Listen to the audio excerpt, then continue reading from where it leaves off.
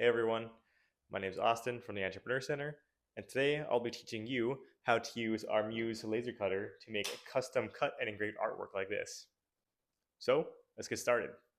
So our first step to using the laser cutter is going to be turning it on. So I'm going to go to the back right corner over here, flip this red switch to on, and that's going to turn the screen and blue light on.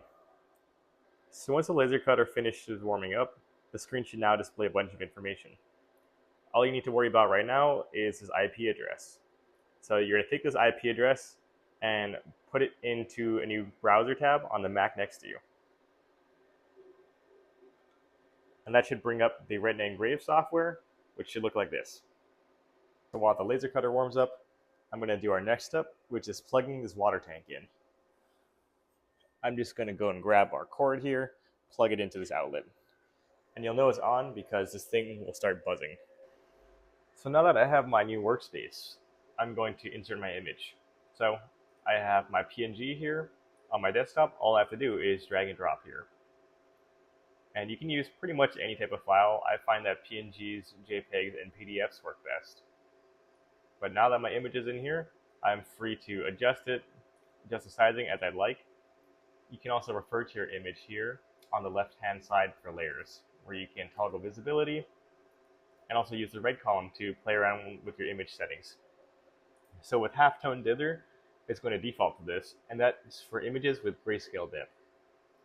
Your threshold is for black and white, so that's going to change up your image, and this is very good for logos and fonts. And lastly, if you want to invert the colors, you can just click this invert button here. But for me, I'm going to go with halftone dither, and I'm going to adjust the DPI settings along with the power and speed and intensity, which can all impact how dark or light you want your image. So if you want to trace your image, all you have to do, click on your image here, use the tracing parameters options on the right column, click the trace image button. And that's going to give you this nice outlined version of your image. Alright, once I have my image loaded up, I'm going to take my material, my wood here, place it into the bed of the laser cutter, then use the touchscreen arrow keys to align the laser generally with the center of my material. It doesn't have to be perfect, just generally on top of the material, and that's going to set us up for our next step, which is scanning the bed of the laser cutter. So now I'm going to close the lid. So now that I have my image loaded in my workspace, I can now use this camera icon to capture workspace, and that's going to get a live scan of what the bed of the laser cutter actually looks like.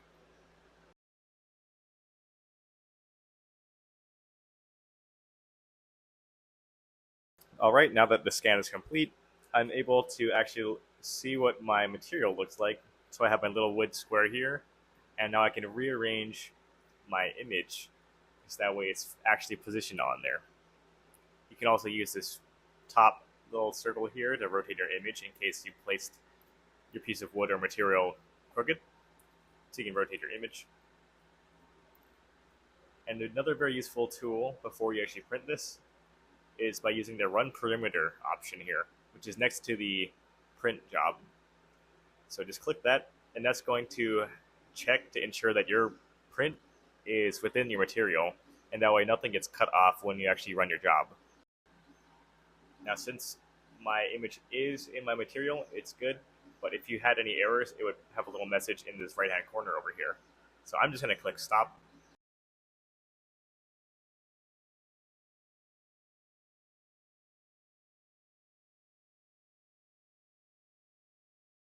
So now what if I want to cut out a smaller shape in my material? Like say I want to put my anteater into a smaller rectangle. Well, all you have to do is use this blue toolbar up here. You're able to cut out with paths or with shapes. So here I'll use a rectangle, drag and draw a box, and now my wood square is going to turn into a smaller rectangle while engraving my anteater here. And again, if you want to play with any of these shapes or images, go to your layers panel in the left-hand column.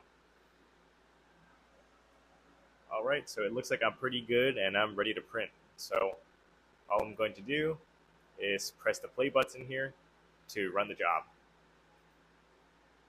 So something to keep in mind before you print is the priority and order of your layers. So as you can see here, I have my rectangle on top with my anteater on bottom, and whatever order your layers in is what the laser cutter is going to do first. So right now I have the rectangle on top, and it just finished cutting the rectangle, and now it's going to engrave the anteater last. So my anteater is currently being engraved, and if you need to pause or stop the job for any reason, you can use the touchscreen here. Just click pause to halt your job and stop to terminate it. And you can also do the same thing here on the computer. We have the pause and stop button right there. You can just click that. And the screen also tells you the timer, so we'll be done in about 2 minutes.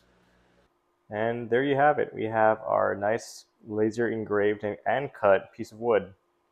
And it is important to use extra material before you actually go with your real job, because I had a test run before and it came out kind of light and wacky looking. So definitely use extra material if you have any to do a test run before you do the real deal.